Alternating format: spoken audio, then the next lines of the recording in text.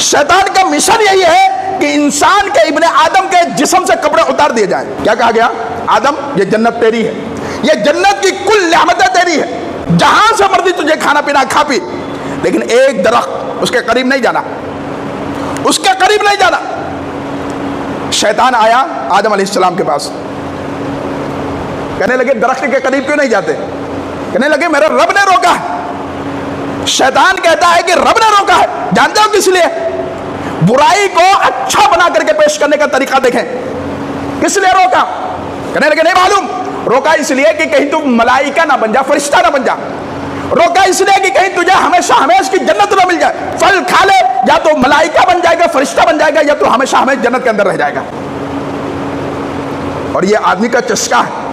चस्का किस चीज का? जिससे रोका जाएगा वही करेगा। ये नेचर है इंसान का।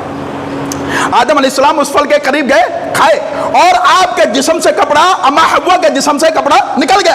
दरख्त के पत्ते तोड़ तोड़ करके अपने शर्मगाह को छुपा रहे। ये शैतान का काम है। शुरू से उसका एक मिशन है कि इंसान को नंगा धड़ंगा बना दिया जाए, उसके जिस्म के ऊपर कोई कपड़ा नाम की चीज ना रहे। और अल्लाह की कसम आज तो यही हो रहा है ना।